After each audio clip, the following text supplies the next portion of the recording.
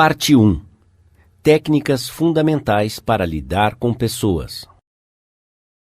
1. Se você quiser colher mel, não chute a colmeia.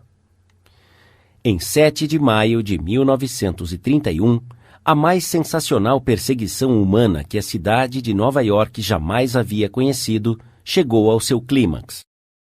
Após semanas de busca, Two Gun Crowley, o pistoleiro que não fumava ou bebia, estava encurralado, preso no apartamento de sua amada, na West End Avenue. 150 policiais e detetives cercaram o seu esconderijo, no último andar. Eles abriram buracos no teto e tentaram controlar Crowley, o matador de policiais, com gás lacrimogênio. Depois, armaram as suas metralhadoras nos prédios vizinhos e por mais de 1 hora, uma das áreas residenciais mais nobres de Nova York ressoou com os tiros das pistolas e o ratatá das metralhadoras. Crowley, agachado por detrás de uma poltrona bem estofada, atirava incessantemente contra a polícia. 10.000 pessoas emocionadas assistiam à batalha. Nada como isso havia sido visto antes nas ruas de Nova York.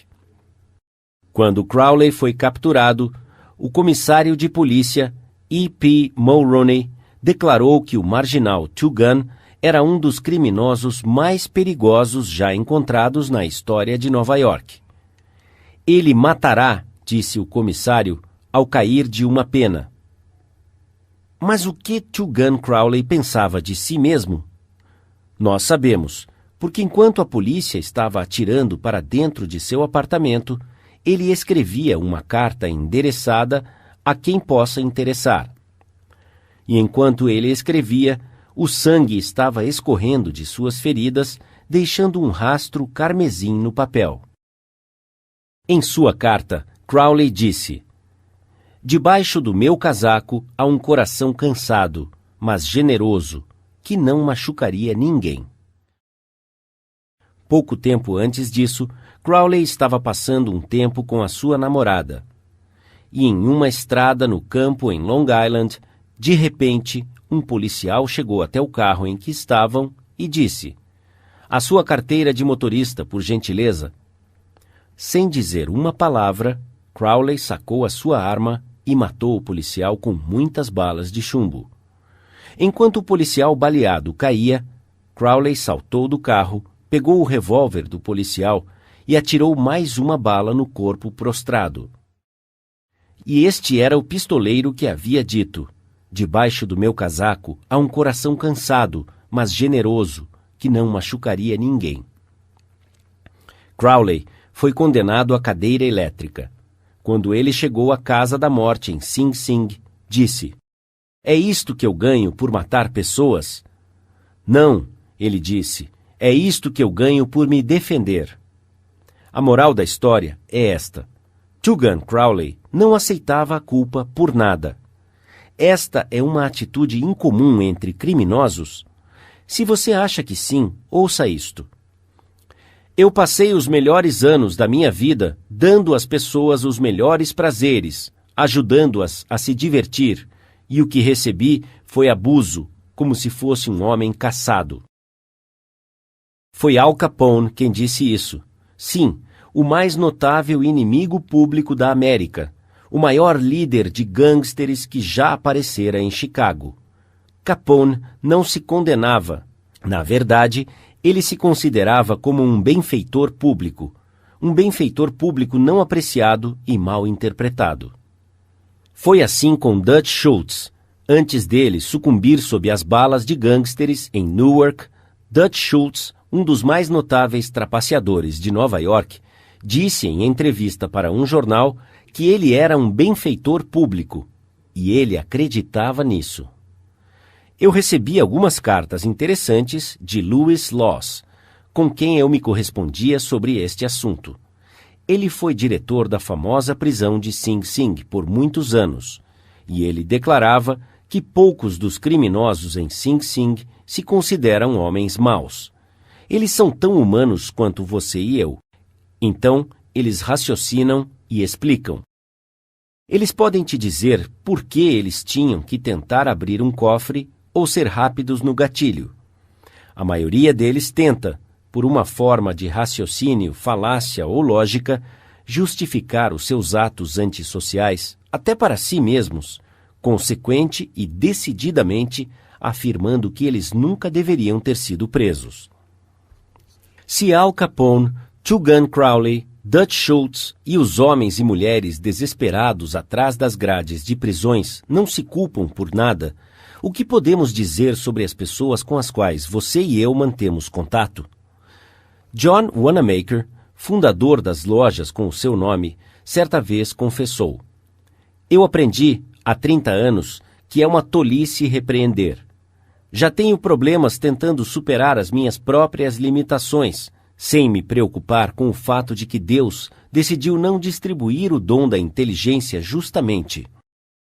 Wanamaker aprendeu esta lição cedo, mas eu, pessoalmente, tive que passar por diversas situações neste mundo antigo, por 1/3 de um século, antes que eu pudesse perceber que 99 entre 100 vezes as pessoas não se criticam por nada, não importa o quanto podem estar erradas. A crítica é fútil porque ela coloca a pessoa na defensiva e, geralmente, faz com que esta tente se justificar. A crítica é perigosa porque ela fere o orgulho precioso da pessoa, fere o seu senso de importância e desperta o ressentimento. B.F. Skinner, o psicólogo mundialmente famoso, provou através de seus experimentos que um animal, recompensado por bom comportamento, irá aprender muito mais rapidamente e reter o que aprende muito mais eficientemente do que um animal que é punido por mau comportamento. Estudos posteriores demonstraram que o mesmo se aplica aos seres humanos. Através da crítica, não fazemos mudanças duradouras, e geralmente isso resulta em ressentimento. Hans Selye, outro grande psicólogo, disse: "Com a mesma proporção em que nós buscamos a aprovação, tememos a condenação. O ressentimento que a crítica produz pode desmoralizar funcionários, membros da família e amigos, e mesmo assim não irá corrigir a situação que foi condenada." George B. Johnston, de Enid, Oklahoma, é coordenador de segurança para uma empresa de engenharia. Uma de suas responsabilidades é assegurar que os funcionários usem os seus capacetes quando estão trabalhando no campo. Ele reportou que quando se deparava com trabalhadores que não estavam usando os capacetes, os instruía com bastante autoridade sobre o regulamento e reiterava que eles deveriam respeitá-lo. Como resultado, eles até obedeciam, e muitas vezes, após ele afastar-se, os trabalhadores tiravam seus capacetes. Ele decidiu tentar de outra forma. A próxima vez que ele encontrou trabalhadores sem capacete, perguntou se os capacetes eram desconfortáveis ou se não cabiam direito. Então, ele lembrava os homens em um tom amigável que o capacete foi projetado para protegê-los de acidentes e sugeriu que sempre fosse usado quando estivessem trabalhando. O resultado foi o aumento de conformidade com o regulamento e nenhum ressentimento ou quaisquer distúrbios emocionais. Você encontrará muitos exemplos da futilidade da crítica em milhares de páginas da história. Tome, por exemplo, a famosa briga entre Theodore Roosevelt e o presidente Taft, uma disputa que dividiu o Partido Republicano, colocou Woodrow Wilson na Casa Branca e escreveu linhas luminosas em negrito que atravessaram a Primeira Guerra Mundial e alteraram o curso da história. Vamos revisar os fatos rapidamente. Quando Theodore Roosevelt saiu da Casa Branca em 1908, ele apoiou Taft, que fora eleito presidente. Depois, Theodore Roosevelt foi para a África para caçar leões. Quando retornou, ele se enfureceu.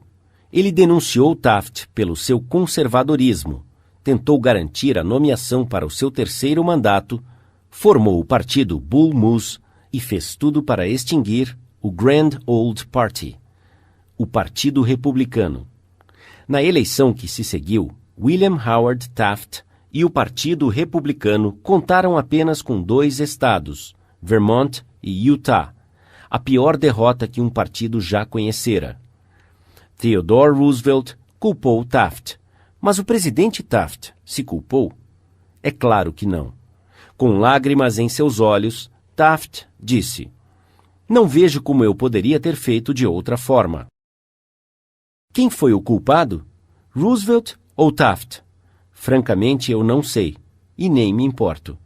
O ponto que estou querendo enfatizar é que toda a crítica de Theodore Roosevelt não conseguiu convencer Taft de que ele estava errado.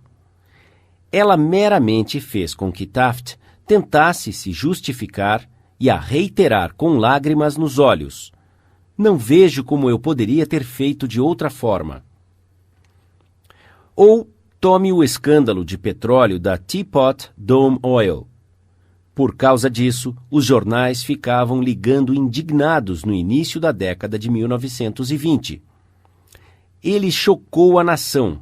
Nada parecido havia acontecido na vida pública americana que alguém pudesse lembrar. Aqui estão os fatos concretos do escândalo.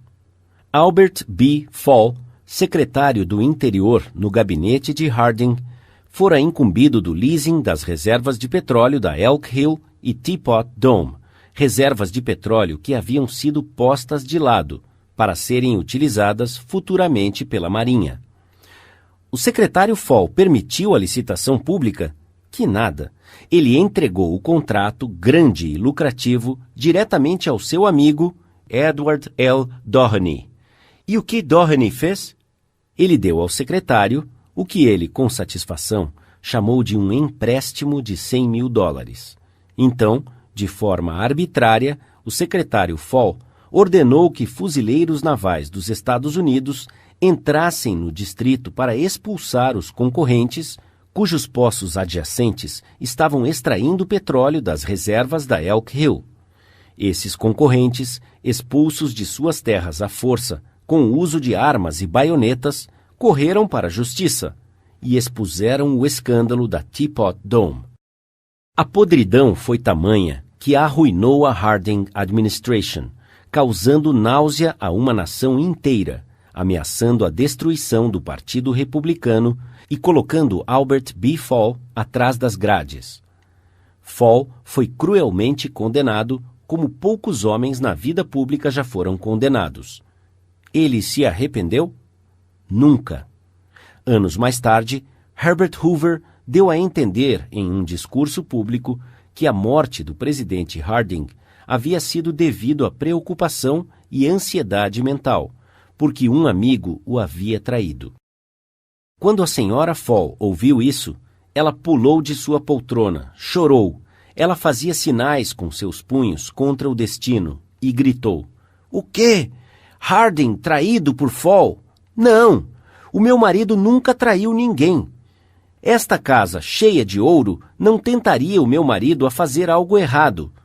Ele é quem foi traído e levado ao Calvário e crucificado." Aí está, a natureza humana em ação. Malfeitores culpando todos, menos a si mesmos. Todos nós somos assim. Então, quando você e eu formos tentados a criticar alguém amanhã, lembre-se de Al Capone, Tugan Crowley e Albert Fall. Devemos nos lembrar que críticas são como pombos-correio. Eles sempre voltam para casa. Lembre-se que a pessoa que vamos corrigir e condenar provavelmente irá se justificar, e nós é que seremos condenados. Ou como o sutil Taft diria: "Eu não vejo como eu poderia ter feito de outra forma." Lincoln estava em seu leito de morte em um quarto de pensão barato, diretamente em frente ao Teatro Ford, onde John Wilkes Booth havia atirado nele. O corpo comprido de Lincoln estava deitado diagonalmente em uma cama que estava desconjuntada e muito curta para ele. Uma reprodução barata da famosa pintura de Rosa Bonheur, The Horse Fair, estava pendurada acima de sua cama, e uma chama pálida amarela saía do bico de gás, iluminando o quarto sombriamente. Enquanto Lincoln estava morrendo, Stanton, o secretário de guerra, disse: "O mais perfeito governante que o mundo já viu está deitado aqui." Qual foi o segredo do sucesso de Lincoln com as pessoas? Eu estudei a vida de Abraham Lincoln por 10 anos e devotei 3 anos inteiros escrevendo e reescrevendo um livro intitulado Lincoln, o Desconhecido. Eu acredito que elaborei o estudo mais detalhado e exaustivo sobre a personalidade de Lincoln e sua vida familiar, que alguém jamais fez. Fiz um estudo especial do método de Lincoln para lidar com as pessoas. Ele criticava? Claro que sim. Quando ainda jovem, em Pigeon Creek Valley, Indiana, ele não só criticou, mas escreveu cartas e poemas ridicularizando pessoas e os deixava cair em estradas do campo onde certamente seriam encontradas. Uma dessas cartas despertou ressentimentos que perduraram por toda a vida. Mesmo após Lincoln ter se tornado advogado em Springfield, Illinois, ele atacou os seus adversários abertamente nos jornais. Mas ele fez isso mais do que devia. No outono de 1842, ele ridicularizou um político, vaidoso e polêmico, conhecido pelo nome de James Shields. Lincoln o satirizou através de uma carta anônima publicada no Springfield Journal. A cidade inteira achou muita graça. Shields, sensível e orgulhoso, enfureceu-se com indignação. Ele descobriu quem havia escrito a carta, montou em seu cavalo, foi atrás de Lincoln e o desafiou para um duelo. Lincoln não queria brigar. Ele era contra o duelo, mas não podia desistir por causa de sua honra. Foi dada a ele a escolha das armas. Já que ele tinha braços longos, ele escolheu as espadas compridas da cavalaria e começou a ter aulas de espada com um graduado de West Point. E no dia apontado, ele e Shields se encontraram em um banco de areia no rio Mississippi, preparados para lutar até a morte. Mas no último minuto, testemunhas interromperam e acabaram com o duelo. Esse foi o incidente pessoal mais chocante na vida de Lincoln. Ele aprendeu uma lição muito importante na arte de lidar com as pessoas. Ele nunca mais escreveu uma carta ofensiva. Ele nunca mais ridicularizou ninguém. E daquele momento em diante, ele quase não criticava qualquer pessoa por coisa alguma. Durante a Guerra Civil, Lincoln apontou um novo general após outro para liderar o exército de Potomac. E todos, McClellan, Pope, Burnside, Hooker, Meade, falharam tragicamente e levaram Lincoln a andar de um lado para outro em desespero. Metade da nação condenou impiedosamente esses generais incompetentes, mas Lincoln, sem malícia, contra qualquer pessoa, demonstrando solidariedade a todos, manteve a calma. Uma de suas citações favoritas era: "Não julgueis, para que não sejais julgado." E quando a senhora Lincoln e outros falavam asperamente contra o povo do Sul, Lincoln respondia: "Não os critique, eles são simplesmente o que nós seríamos sob as mesmas circunstâncias." Mas, se existisse um homem que tinha motivo para criticar, esse certamente seria Lincoln. Observe esta ilustração. A Batalha de Gettysburg ocorreu nos primeiros 3 dias de julho de 1863. Durante a noite de 4 de julho, Lee saiu em retirada para o sul, enquanto nuvens carregadas inundavam o país com chuva. Quando Lee chegou a Potomac com o seu exército derrotado, ele encontrou um rio transbordante e intransponível à sua frente, e o exército da União, vitorioso, atrás dele. Lee estava numa cilada. Ele não tinha como fugir. Lincoln viu isso. Aqui estava uma oportunidade de ouro que havia caído dos céus, a oportunidade de capturar o exército de Lee e pôr um fim à guerra, imediatamente. Então, Com um surto de grande esperança, Lincoln ordenou que Meade não conclamasse um conselho de guerra, mas que atacasse Lee, imediatamente. Lincoln telegrafou suas ordens e enviou um mensageiro especial a Meade, exigindo uma ação imediata. E o que o general Meade fez? Ele fez completamente o oposto. Conclamou um conselho de guerra em violação direta às ordens de Lincoln. Ele hesitou. Ele procrastinou. Telegrafou todo tipo de desculpas. Ele simplesmente recusou-se a atacar Lee. Finalmente, as águas baixaram e Lee escapou sobre o Potomac com as suas forças. Lincoln ficou furioso. Qual é o problema? Lincoln disse ao seu filho Robert: Santo Deus, o que significa isso? Nós os tínhamos em nossas mãos e só precisávamos estender as nossas mãos e eles seriam nossos. Mas nada que eu pudesse dizer ou fazer faria o exército se mover. Sob as circunstâncias, qualquer general poderia ter derrotado o Lee. Se eu tivesse ido até lá, eu mesmo teria dado uma surra nele. Completamente desapontado, Lincoln sentou-se e escreveu uma carta para Meade. E lembre-se, foi neste período da vida que Lincoln foi extremamente conservador e refreou-se em sua fraseologia. Então, esta carta, vindo de Lincoln, em 1863, era equivalente a uma severa repreensão. Meu caro general, não creio que você tenha percebido a repercussão da fuga de Lee. Ele estava em nossas mãos, e se tivéssemos apertado o cerco, juntamente com os outros sucessos que temos obtido recentemente, teríamos posto um fim à guerra. Conforme as coisas estão, a guerra se prorrogará indefinidamente. Se você não pôde atacar Lee na segunda-feira passada com vitória garantida, como é que vai conseguir isso ao sul do Rio, quando você pode levar apenas algumas pessoas consigo, não mais do que 2/3 da força que tinha em mãos na ocasião em questão?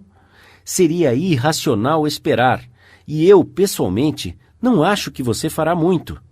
A sua oportunidade de ouro já se foi, e eu estou profundamente estressado por causa disso.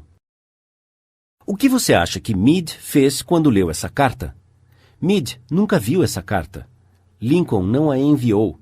Ela foi encontrada entre os seus papéis após a sua morte. Eu acho, e esta é apenas a minha opinião, que após escrever essa carta, Lincoln olhou pela janela e disse a si mesmo: Espera aí, talvez eu não deva ser tão apressado. É muito fácil eu me sentar aqui no silêncio da Casa Branca e ordenar que Meade ataque. Mas se eu estivesse em Gettysburg e tivesse visto tanto sangue como Meade viu na última semana, e se os meus ouvidos houvessem sido penetrados com gritos e berros daqueles que estavam feridos e morrendo, talvez eu também não estivesse tão ansioso para atacar. Se eu tivesse o temperamento tímido de Meade, talvez tivesse feito o que ele fez. De qualquer modo, estas já são águas passadas. Se eu enviar essa carta, me sentirei mais aliviado, mas ela fará com que Meade tente se justificar. Fará com que ele me condene. Despertará sentimentos de amargura. Afetará todas as suas ações futuras como comandante e talvez o force a demitir-se do exército. Então, como eu já disse, Lincoln pôs a carta de lado porque ele havia aprendido através de uma dura experiência que críticas e repreensões ásperas quase sempre terminam em futilidade. Theodore Roosevelt disse que quando ele, como presidente, era confrontado com um problema complexo, ele se inclinava para trás e olhava para um grande quadro de Lincoln, pendurado acima de sua mesa na Casa Branca, e perguntava a si mesmo: o que Lincoln faria se estivesse em meu lugar? Como é que ele teria resolvido o problema? A próxima vez que você for tentado a admoestar alguém, tire uma nota de $5 de seu bolso, olhe para a imagem de Lincoln e pergunte: como é que Lincoln teria resolvido este problema se fosse dele? Mark Twain perdia sua cabeça de vez em quando e escrevia cartas que deixavam o papel enrubescido.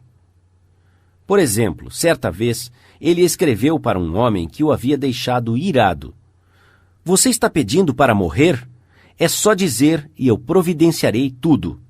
Em outra ocasião, ele escreveu a um editor sobre as tentativas de um revisor melhorar a minha ortografia e pontuação.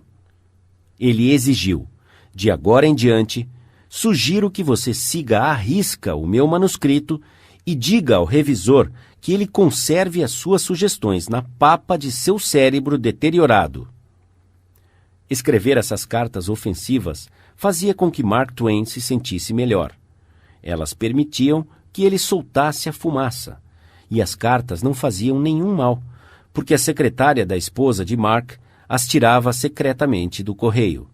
Elas nunca foram enviadas. Você conhece alguém que gostaria de mudar, ajustar e melhorar? Excelente! Isso é muito bom. Eu sou a favor. Mas por que você não começa consigo mesmo? Do ponto de vista puramente egoísta, isso é muito mais proveitoso do que tentar mudar os outros. Sim, e muito menos perigoso. Não reclame sobre a neve no telhado do seu vizinho, disse Confúcio, quando a soleira da sua porta não está limpa.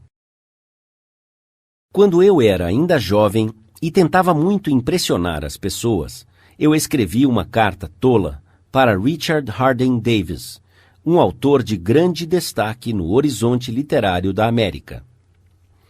Eu estava elaborando um artigo de revista sobre autores e pedi que Davis me contasse sobre o seu método de trabalho. Algumas semanas antes, eu havia recebido uma carta de alguém com esta anotação no final: "Ditada, mas não lida." Eu fiquei um tanto impressionado. Senti que o escritor devia ser grande, ocupado e importante. Eu não estava tão ocupado, mas queria muito impressionar Richard Harding Davis. Então, concluí o meu bilhete com as palavras: "Ditado, mas não lido." Ele nem se deu o trabalho de responder à minha carta. Ele simplesmente retornou a carta para mim com a seguinte mensagem no final: "A sua falta de educação é suplantada somente pela sua falta de educação." É verdade, eu havia falhado e talvez merecesse esta repreensão. Mas, sendo humano, eu a ressentia. Eu me ressenti tanto que, quando li sobre a morte de Richard Harding Davis 10 anos mais tarde, o único pensamento que ainda persistia em minha mente, tenho vergonha de admitir, era a mágoa que ele havia me causado. Se você e eu queremos criar um ressentimento amanhã que irá ultrapassar décadas e perdurar até a morte, é só entregar-se a uma crítica dolorosa, não importa o quanto nós pensamos que ela seja justificada.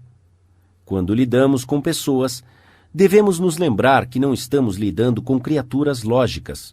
Estamos lidando com criaturas emocionais, preconceituosas e motivadas pelo orgulho e pela vaidade. Uma crítica destrutiva fez com que o sensível Thomas Hardy, um dos mais nobres romancistas a agraciar a literatura inglesa, desistisse para sempre de escrever ficção. A crítica levou Thomas Chatterton, o poeta inglês, ao suicídio. Benjamin Franklin, sem muita diplomacia quando jovem, havia se tornado tão diplomático, tão hábil em lidar com as pessoas, que ele foi promovido a embaixador americano na França. Qual foi o segredo de seu sucesso? "Não falarei mal de ninguém", ele disse, "e falarei somente sobre as coisas boas que eu conheço das pessoas." Qualquer tolo pode criticar, condenar e reclamar, e a maioria dos tolos faz justamente isso. Mas é preciso caráter e autocontrole para ser compreensivo e compassivo. Um grande homem demonstra sua grandeza, disse Carlyle, pela forma com que ele trata homens de menor importância. Bob Hoover, um famoso piloto de testes e de shows aéreos, estava retornando ao seu lar em Los Angeles após um show aéreo em San Diego. Conforme ele descreveu na revista Flight Operations, a cerca de 100 metros de altura, os dois motores, de repente, pararam de funcionar. Através da destreza de suas manobras, ele conseguiu pousar o avião, que ficou bastante danificado, apesar de ninguém se machucar. O primeiro ato de Hoover após o pouso de emergência foi inspecionar o combustível da aeronave. Conforme ele havia suspeitado, o avião de hélice da Segunda Guerra Mundial que ele havia pilotado havia sido abastecido com combustível de avião, ao invés de gasolina. Após retornar ao aeroporto, ele pediu para ver o mecânico que havia realizado a manutenção em seu avião. O jovem ficou bastante abalado com o erro que havia cometido. Lágrimas escorriam pelo seu rosto enquanto Hoover se aproximava. Ele havia causado a perda de um avião extremamente caro e poderia ter causado a perda de mais 3 vidas. Você pode imaginar a fúria de Hoover. Podemos até prever a bronca que o mecânico receberia desse piloto orgulhoso e meticuloso por aquele descuido. Mas Hoover não repreendeu o mecânico. Ele nem o criticou. Pelo contrário, ele pôs o seu braço enorme no ombro do jovem e disse: "Para demonstrar que tenho certeza que você jamais fará isso, amanhã quero que você faça a manutenção do meu F-51. Geralmente, os pais são tentados a criticar os seus filhos. Você esperava que eu dissesse, não faça isso, mas não o farei. Eu vou simplesmente dizer. Antes de criticá-los, leia um dos clássicos do jornalismo americano, Father Forgets, O Pai Perdoa. Originalmente, ele apareceu como um editorial no jornal People's Home Journal. Estamos reimprimindo-o aqui, com a permissão do autor, conforme resumido no Reader's Digest. Father Forgets é um daqueles artigos que, elaborados em um momento de profunda sinceridade, toca muitos dos leitores de tal forma que se tornará uma cópia favorita, que será impressa vez após vez e se tornará perene. Desde o seu surgimento, Father Forgets foi reproduzido, escreve o autor, W. Livingston Larned, em centenas de revistas, jornais de empresas e em jornais em todo o país. Foi reimpresso quase que extensivamente em diversos idiomas estrangeiros. Eu, pessoalmente, dei permissão a milhares de pessoas que queriam ler o texto em escolas, igrejas e plataformas montadas para palestras.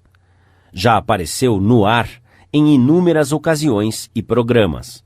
Curiosamente, periódicos universitários já o usaram, e revistas do ensino médio. Às vezes, as peças parecem se encaixar misteriosamente. Estas certamente encaixaram. O pai esquece. W. Livingston Larned. Escute, filho. Eu estou dizendo isto enquanto você dorme, debruçado com a sua mãozinha debaixo do seu rosto e os cachinhos dourados, molhados de suor e grudados em sua testa. Eu entrei no seu quarto sozinho.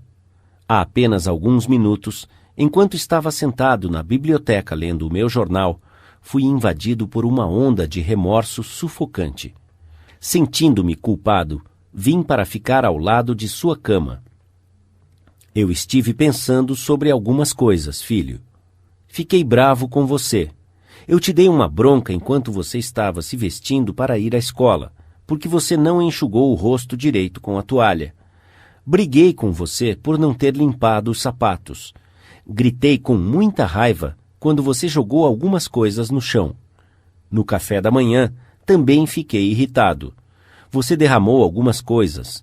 Você engoliu a sua comida. Você colocou os cotovelos sobre a mesa. Você colocou muita manteiga em seu pão. E quando você saiu para brincar e eu para pegar o meu trem, você virou para mim e acenou e disse, "Tchau, papai." E eu fechei a cara e respondi, "Endireite as suas costas." Depois, tudo recomeçou no final da tarde. Enquanto eu subia a rua, vi você ajoelhado brincando com bolinhas de gude. Havia buracos em suas meias. Eu te humilhei na frente dos seus amiguinhos e te fiz entrar em casa antes de mim. Meias são caras, e se você tivesse que comprá-las, você seria mais cuidadoso. Imagine isso, filho, vindo de um pai. Você se lembra, mais tarde, quando eu estava lendo na biblioteca, como você entrou timidamente, com um olhar de mágoa em seus olhos? Quando olhei por cima do meu jornal, incomodado com a interrupção, você hesitou à porta. O que você quer? Perguntei irritado. Você não disse nada, mas correu e atirou-se ao redor de meu pescoço e beijou-me, e os seus pequenos braços apertavam com o afeto que Deus havia colocado em seu coração e que nem a negligência poderia apagar. E então você sumiu, subindo os degraus da escada. Bem, filho, foi logo depois que o jornal escapou das minhas mãos e um medo terrível tomou conta de mim. O que o hábito estava fazendo comigo? O hábito de encontrar falhas, de repreender. Esta foi a minha recompensa a você por ser menino. Não é que eu não te amava, é que eu esperava muito da juventude. Eu estava te medindo com a mesma medida com que fui medido na minha vida. E havia tanta beleza, bondade e verdade em seu caráter. O seu pequeno coração era tão grande quanto o sol amanhecendo por sobre as colinas extensas. Você demonstrou isso pelo seu impulso espontâneo de entrar correndo e me dar um beijo de boa noite. Nada mais importa hoje à noite, filho. Eu vim ao lado de sua cama no escuro e me ajoelhei ali, envergonhado. É uma tentativa um tanto inútil de arrependimento. Eu sei que você não compreenderia essas coisas se eu te contasse enquanto você estivesse acordado. Mas amanhã eu serei um pai de verdade. Serei o seu amigo. Sofrerei quando estiver sofrendo. Darei risada quando você rir. Morderei a minha língua quando vierem as palavras de impaciência. Continuarei a repetir as palavras como um ritual. Ele é apenas um menino, um menininho. Infelizmente, eu te vi como homem. Mas, filho, agora, quando te vejo debruçado e cansado em seu berço, eu entendo que você ainda é um bebê. Ontem você estava nos braços de sua mãe, a cabeça em seu ombro.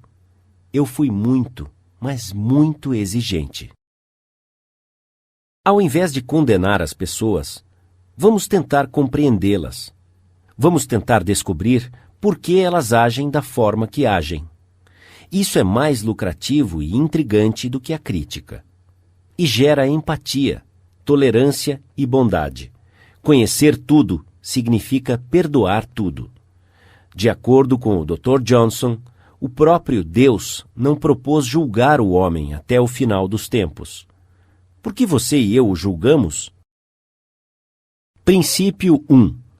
Não critique, condene ou reclame.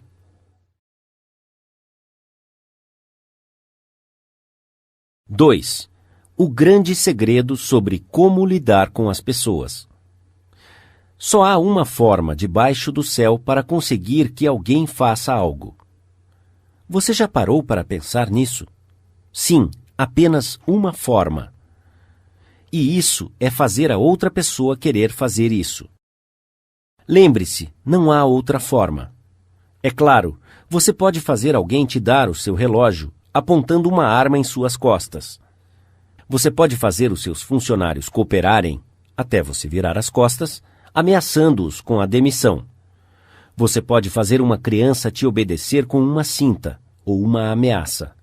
Mas esses métodos cruéis têm repercussões profundamente indesejadas. A única forma de eu conseguir com que você faça algo é dando a você o que você quer. O que é que você quer? Sigmund Freud disse que tudo o que eu e você fazemos acontece por dois motivos: o desejo sexual e o desejo de ser grande. John Dewey, um dos filósofos mais profundos da América, explicou isso um pouco diferente. Dr. Dewey disse que o desejo mais profundo da natureza humana é o desejo de ser importante. Lembre-se desta frase: o desejo de ser importante. Ela é significativa. Você vai ouvir muito sobre isso neste livro. O que você quer? Não muitas coisas, mas você anseia pelas poucas coisas que você deseja, e essas não lhe serão negadas.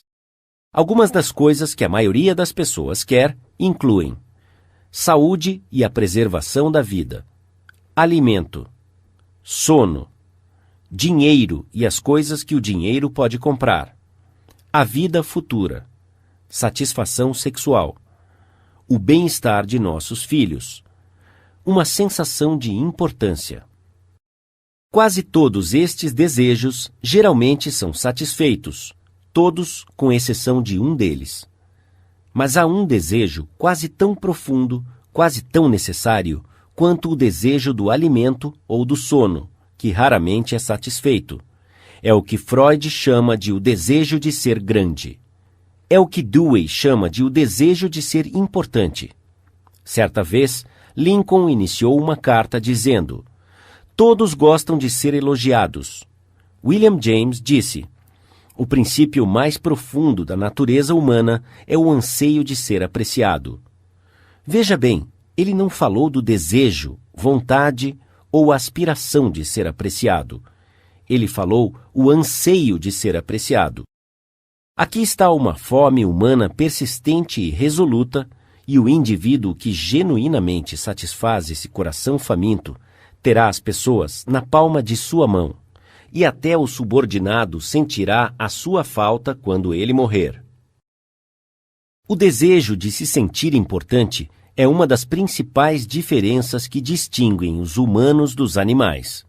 Para ilustrar isto, quando fui um menino fazendeiro na região de Missouri, o meu pai criava porcos de pura raça de Rock Jersey e gado de pedigree de focinho branco.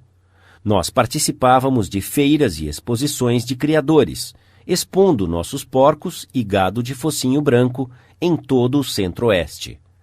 Muitas vezes, nós ganhávamos prêmios de primeiro lugar.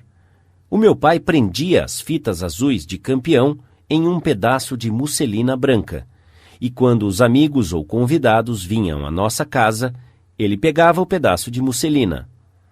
Ele segurava em uma extremidade e eu na outra, enquanto ele exibia as fitas azuis. Os porcos não se importavam com as fitas que ganhavam, mas o meu pai sim. Esses prêmios davam-lhe um sentimento de muita importância. Se os nossos antepassados não tivessem esse desejo vivo de se sentirem importantes, a civilização teria sido impossível. Sem ele, seríamos praticamente como os animais. Foi esse desejo de se sentir importante que levou um assistente de mercado, pobre e sem instrução, a estudar alguns livros de direito que encontrara no fundo de um baú de objetos descartados que ele havia comprado por 50 centavos de dólar.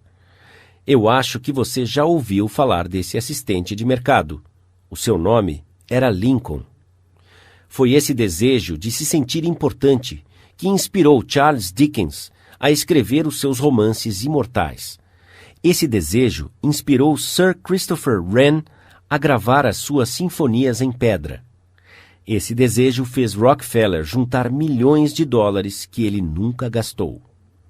E esse mesmo desejo faz com que a família mais rica de sua cidade construa uma casa muito maior do que ela precisa. Esse desejo faz você usar as roupas da última moda, dirigir os carros de lançamento e falar de seus filhos inteligentes. É esse desejo que leva muitos rapazes e moças a participar de gangues e de atividades criminosas. A média dos jovens criminosos, de acordo com E.P. Mulrooney, antigo comissário da polícia de Nova York, está cheia de ego, e o seu primeiro pedido após serem presos é que os jornais sensacionalistas os façam de heróis. A sensação desagradável de cumprir a sentença na prisão parece remota, contanto que possam sentir-se orgulhosos do fato de que estão aparecendo no espaço, ao lado de fotos de desportistas famosos, astros de cinema, artistas de televisão e políticos. Se você me contar o que faz você se sentir importante, eu te direi quem você é. Isso é o que determina o seu caráter. Essa é a coisa mais significativa sobre você. Por exemplo, John D. Rockefeller se sentia importante doando dinheiro para erigir um hospital moderno em Pequim, na China, para tratar de milhões de pessoas carentes que ele nunca havia visto e nem iria ver. Dillinger, por outro lado, se sentia importante sendo um bandido, um assaltante de bancos e assassino. Quando os agentes do FBI estavam atrás dele, ele entrou correndo numa casa de fazenda em Minnesota e disse: "Eu sou Dillinger." Ele era orgulhoso do fato de ser o inimigo público número 1. "Não vou te machucar, mas eu sou Dillinger", ele disse. Sim, e a única grande diferença entre Dillinger e Rockefeller é o modo com que eles satisfaziam esse desejo de se sentirem importantes. A história está cheia de exemplos engraçados de pessoas se esforçando para se sentirem importantes.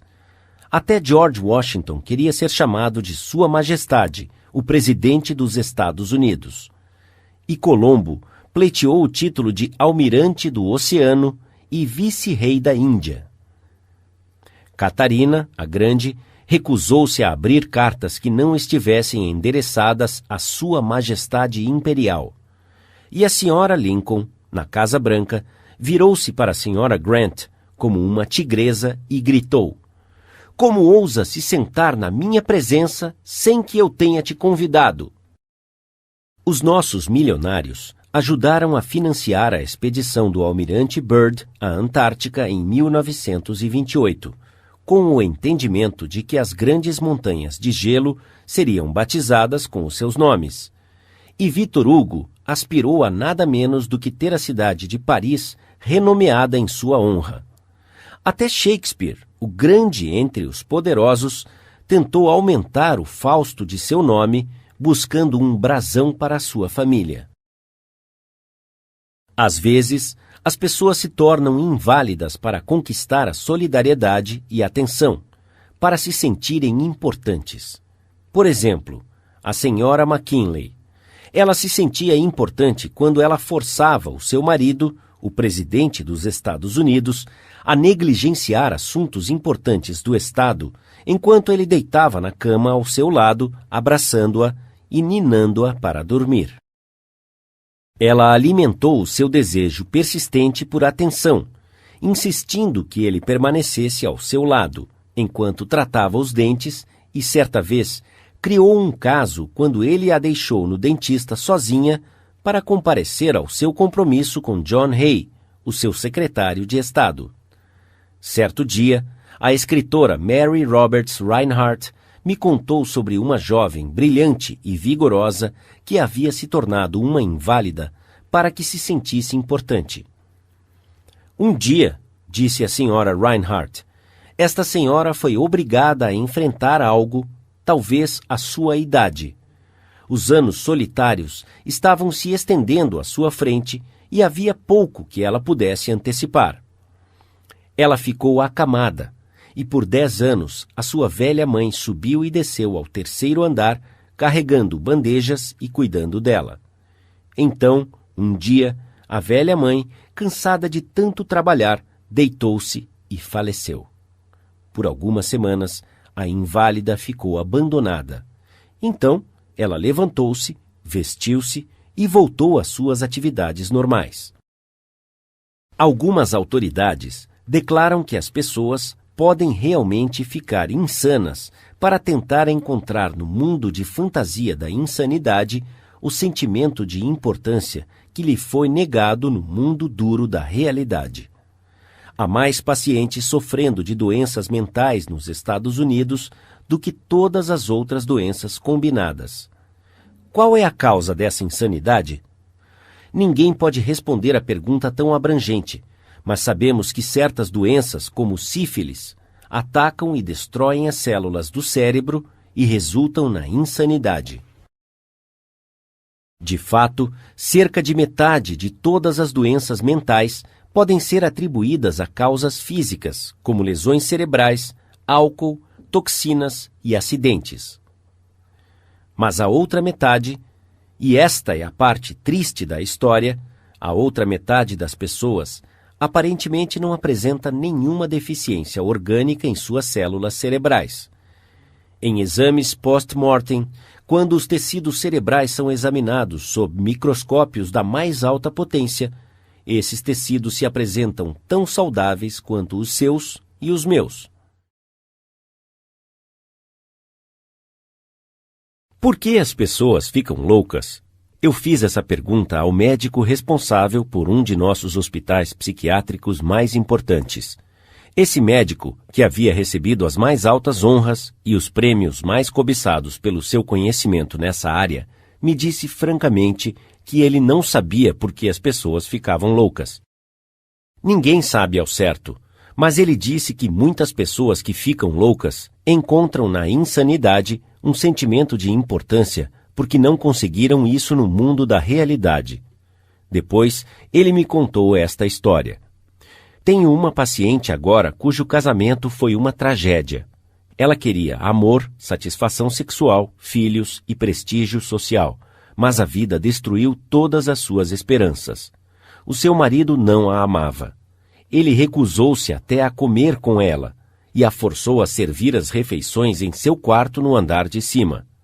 Ela não teve filhos e nenhuma posição social. Ela ficou louca, e na sua imaginação, ela pediu o divórcio do marido e retomou o seu nome de solteira.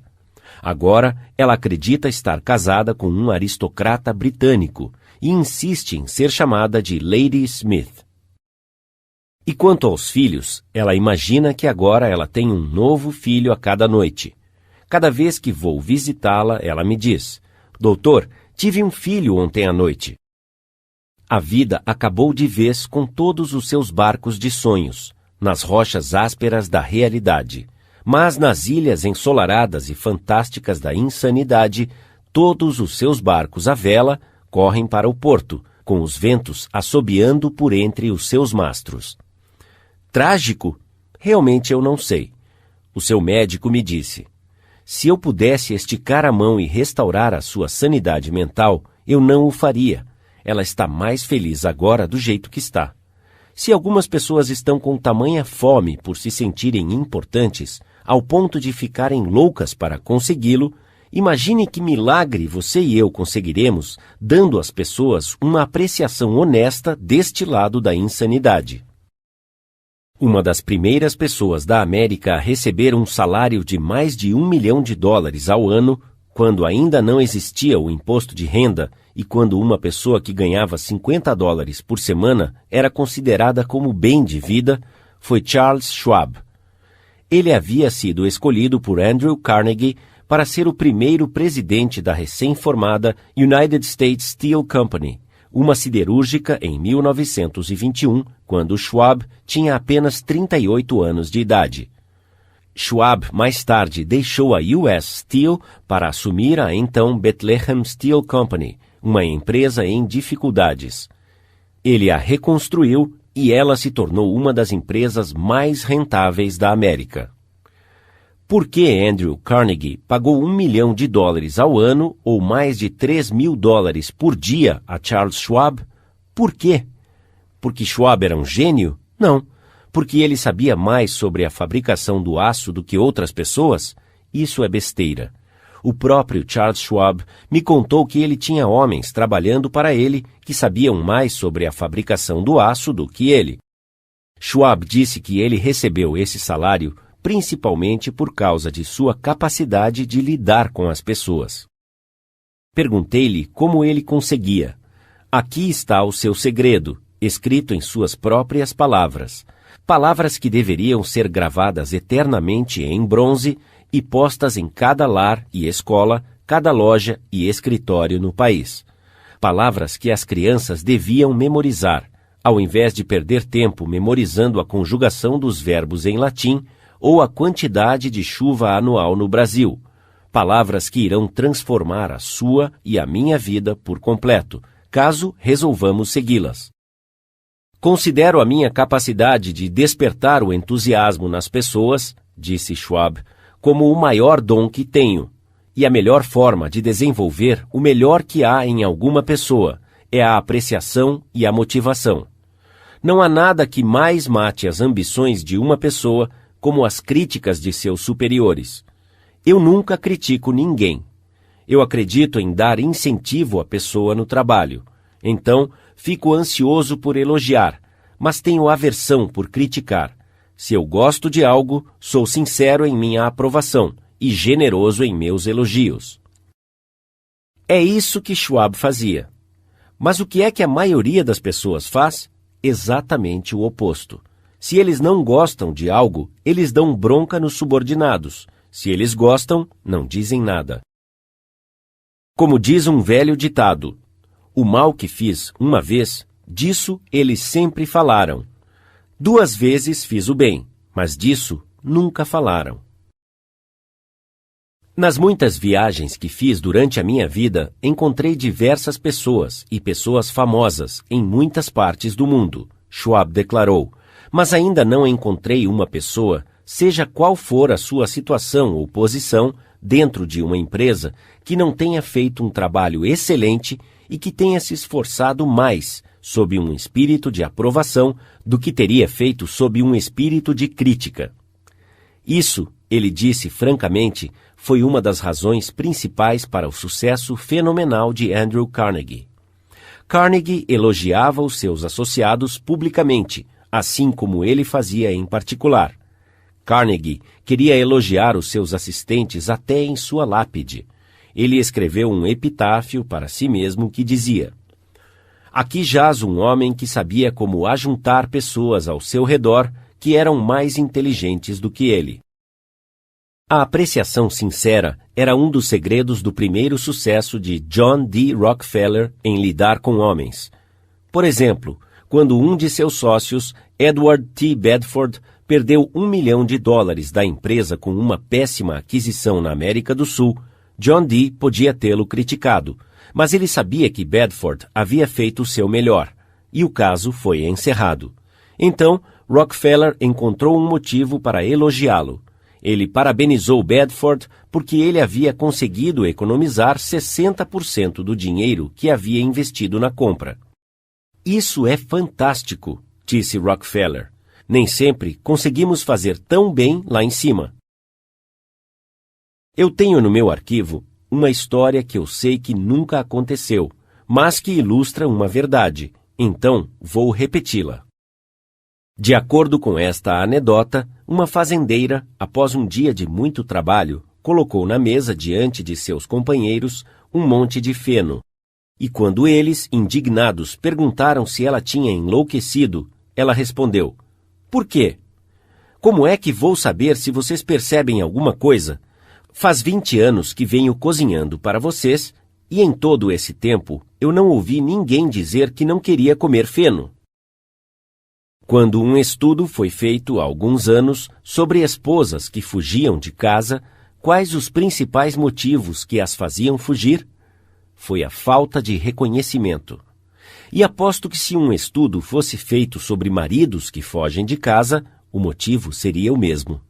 Em geral, nos acostumamos tanto com as coisas que os nossos cônjuges fazem que nos esquecemos de dizer o quanto nós os apreciamos. Um aluno nosso nos contou de um pedido que sua esposa lhe fez. Ela e um grupo de senhoras de sua igreja estavam envolvidas em um programa de autoavaliação. Ela pediu ao marido que ele a ajudasse fazendo uma lista de 6 coisas que ela poderia fazer para se tornar uma esposa melhor. Ele relatou à classe: "Fiquei surpreso com esse pedido. Francamente, seria mais fácil para eu fazer uma lista de 6 coisas que eu gostaria de mudar nela. Ó céus, ela poderia fazer uma lista de 1000 coisas que ela gostaria de mudar em mim, mas não o fiz. Eu disse a ela: vou pensar a respeito e te darei uma resposta pela manhã."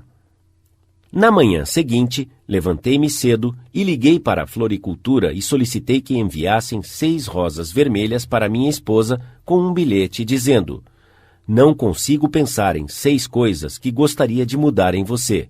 Eu te amo do jeito que você é." Quando cheguei em casa naquela noite, quem é que você acha que me recebeu à porta? Isso mesmo, a minha esposa. Ela estava quase chorando. Nem preciso dizer, eu fiquei extremamente contente por não tê-la criticado como ela havia me pedido. Na igreja, no domingo seguinte, após ela ter relatado os resultados de sua tarefa, várias senhoras com quem ela vinha estudando me procuraram e disseram: "Essa é a coisa mais atenciosa que já ouvi." Foi então que eu percebi o poder do reconhecimento. Florence Ziegfeld, o produtor mais espetacular que já apareceu na Broadway, ganhou a sua reputação pela sua capacidade sutil de glorificar a mulher americana. Vez após vez, ele tomava criaturas insignificantes que ninguém considerava e as transformava no palco em visões glamurosas de mistério e sedução. Sabendo o valor do reconhecimento e confiança, ele fazia as mulheres se sentirem lindas apenas pelo seu poder, através de seus galanteios e consideração. Ele era prático. Aumentou o salário das suas coristas de $30 por semana para $175. E ele também era um cavalheiro.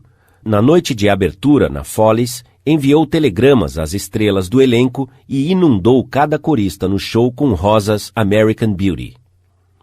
Uma vez senti a necessidade de fazer um jejum e passei 6 dias e noites sem comer nada. Não foi difícil. Não sentia tanta fome ao final do 6º dia como sentia ao final do 2º dia. Mas eu sei, e você também sabe, que pessoas pensariam ter cometido um crime se deixassem as suas famílias ou funcionários passarem 6 dias sem alimento, mas eles os deixam passar 6 dias e 6 semanas e às vezes 60 anos sem demonstrar uma sincera consideração, o que eles desejam tanto quanto o alimento. Quando Alfred Lunt, um dos grandes atores de sua época, fez o papel de protagonista na Reunion em Viena, Reunião de Viena, ele disse: "Não há nada que eu precise mais do que alimentar a minha autoestima." Nós alimentamos os corpos de nossos filhos, amigos e funcionários, mas com que frequência alimentamos a sua autoestima? Nós os alimentamos com batatas e rosbife para que tenham energia, mas negligenciamos quanto a dar-lhes palavras de reconhecimento que iriam ressoar em suas memórias durante anos, como a música das estrelas da manhã. Paul Harvey, num de seus programas de rádio, O Final da História, contou como o reconhecimento sincero podia mudar a vida de uma pessoa. Ele relatou que anos antes, uma professora de Detroit pediu a Stevie Morris para ajudá-la a encontrar um rato que havia fugido na sala de aula. Veja só, ela reconheceu o fato de que a natureza havia dado a Stevie algo que ninguém mais tinha naquela sala. A natureza havia dado a Stevie um par de ouvidos excepcionais para compensar o fato de que era cego. Mas essa foi a primeira vez que Stevie havia sido reconhecido pelos seus ouvidos talentosos. Agora, anos mais tarde, ele diz que esse ato de reconhecimento foi o início de uma nova vida. Veja só, daquele momento em diante, ele desenvolveu o seu dom de ouvir e prosseguiu para se tornar, sob o nome artístico de Stevie Wonder, um dos maiores cantores e escritores de música pop dos anos 70. Alguns ouvintes estão dizendo, enquanto ouvem essas linhas, que tolice, quanta bajulação, eu já tentei essas coisas, não funcionam, não com pessoas inteligentes. É claro que a bajulação raramente funciona com pessoas sábias. Ela é superficial, egoísta e insincera. Deveria falhar e geralmente falha. É verdade, muitas pessoas são tão famintas e tão sedentas por reconhecimento que elas engolem qualquer coisa, assim como um homem faminto comerá grama e minhocas. Até a rainha Vitória era suscetível à bajulação. O primeiro-ministro Benjamin Disraeli confessou que ele exagerava quando lidava com a rainha. Para usar as suas palavras exatas, ele disse: "Espalho-a com uma espátula." Mas Disraeli foi um dos homens mais finos, mais galantes e mais corretos que já governaram o grande Império Britânico. Ele foi um gênio no que fazia. O que funcionaria para ele não funcionaria necessariamente para você ou eu. Em longo prazo, a bajulação fará mais mal do que bem. A bajulação é falsa. E como dinheiro falso, no final, você estará encrencado se você o passar adiante. Qual é a diferença entre reconhecimento e bajulação? Isso é simples. Um é sincero e o outro não. Um vem do coração, o outro da boca para fora. Um não é egoísta, o outro é. Um é admirado por todos, o outro é condenado por todos. Recentemente, vi o busto do herói mexicano General Álvaro Obregón, no Palácio Chapultepec, na Cidade do México. Abaixo do busto estão gravadas as palavras sábias da filosofia do General Obregón. Não tenha medo de inimigos que o ataquem. Tenha medo dos amigos que te bajulem. Não. Não estou sugerindo a bajulação. Longe disso. Estou falando sobre um novo modo de viver. Eu vou repetir. Estou falando sobre um novo modo de viver. O rei Jorge V tinha estabelecido 6 regras que estavam nas paredes de seu escritório no Palácio de Buckingham. Uma dessas regras dizia: ensina-me a não proferir ou receber um elogio barato. A bajulação nada mais é do que um elogio barato. Uma vez eu li uma definição de bajulação que vale a pena repetir. Bajulação é dizer a outra pessoa exatamente o que ela pensa sobre si mesma. Use a linguagem que você quiser, disse Ralph Waldo Emerson. Você não pode dizer nada senão aquilo que você é. Se tudo o que tivéssemos de fazer fosse bajular, todos fariam o mesmo, e todos seríamos especialistas em relações humanas. Quando não estamos ocupados pensando sobre um determinado problema, nós geralmente passamos 95% de nosso tempo pensando sobre nós mesmos. Agora, se pararmos de pensar em nós mesmos por um tempo e começarmos a pensar nos pontos positivos da outra pessoa, não vamos precisar usar a bajulação, tão barata e falsa que pode ser identificada mesmo antes de ser pronunciada. Uma das virtudes mais negligenciadas em nossa existência diária é o reconhecimento. De certa forma, negligenciamos o elogio ao nosso filho ou filha quando ele ou ela traz para casa um bom boletim escolar. E falhamos em motivar os nossos filhos quando eles conseguem fazer o seu primeiro bolo ou construir uma casa de passarinho. Nada agrada mais às crianças do que esse tipo de interesse e aprovação dos pais. A próxima vez que você se deliciar com aquele filé mignon no restaurante do clube, envie um recado ao chefe de cozinha dizendo que foi muito bem preparado. E quando um vendedor cansado fizer além do que você espera, diga isso a ele. Cada ministro, palestrante ou orador sabe como é desencorajador quando ele ou ela se dedica inteiramente ao público sem receber nem ao menos um comentário de elogio. O que se aplica a profissionais deve ser aplicado em dobro aos trabalhadores de empresas, lojas e fábricas, e às nossas famílias e amigos. Em nossas relações interpessoais, não devemos nunca esquecer que os nossos colegas são seres humanos e que desejam o reconhecimento. Essa é a moeda corrente que todas as almas apreciam. Tente deixar alguns rastros amigáveis de pequenas centelhas de gratidão por onde você passar. Você ficará surpreso como irão se transformar em grandes chamas de amizade, que serão um mar de rosas em sua próxima visita. Pamela Dunham, de New Fairfield, Connecticut, tinha entre as suas responsabilidades de trabalho que supervisionar um zelador que não estava fazendo um bom trabalho. Os outros funcionários zombavam dele e jogavam lixo pelos corredores para mostrar o péssimo trabalho que estava realizando. Era tão ruim que o tempo de produtividade estava muito baixo na loja. Sem sucesso, a Pam tentou várias maneiras de motivar o zelador. Ela percebeu que de vez em quando ele trabalhava excepcionalmente bem. Ela fez questão de elogiá-lo na frente de todos os outros. A cada dia o seu trabalho ia melhorando. E em pouco tempo, ele começou a fazer o seu trabalho eficientemente. Agora, ele faz um trabalho excelente e as outras pessoas demonstram a sua apreciação e reconhecimento. a apreciação honesta obteve resultados, onde a crítica e a ridicularização falharam. Magoar as pessoas não apenas não causa mudança nelas, mas não deveria acontecer.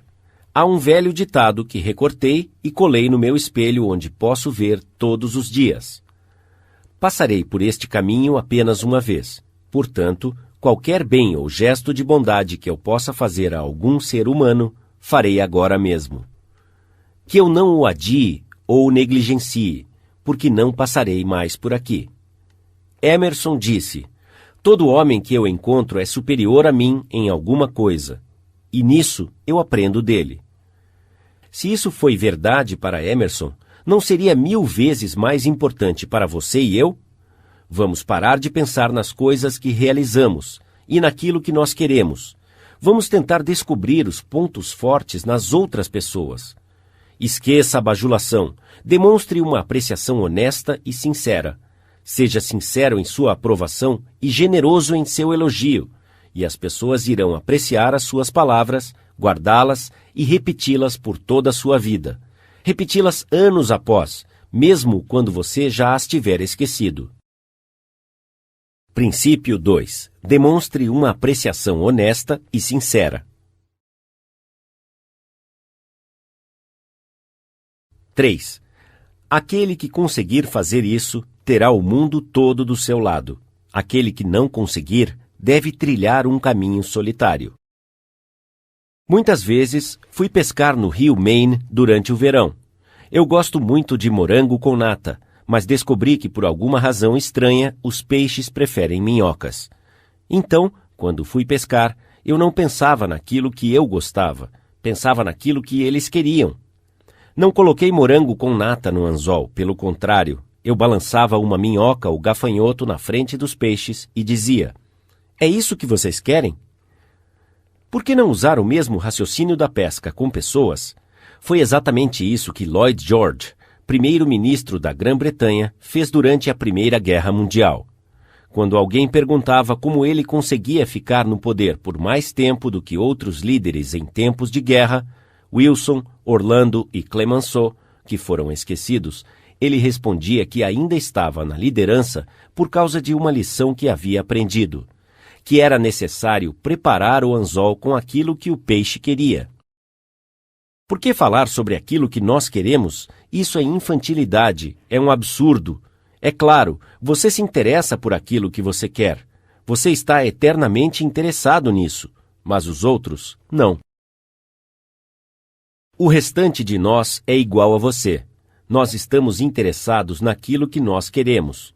Então, a única forma na Terra de influenciar outras pessoas é falar sobre aquilo que lhes interessa e mostrar-lhes como fazer isso. Lembre-se disso amanhã quando você quiser que alguém faça algo. Se, por exemplo, você não quer que os seus filhos fumem, não fique pregando para eles. Não fale sobre o que você quer, mas mostre-lhes que os cigarros vão mantê-los afastados daquele time de futebol do qual querem participar, ou de ganhar a corrida dos 100 metros. Isso é bom lembrar. Não importa se está lidando com crianças, bezerros ou chimpanzés.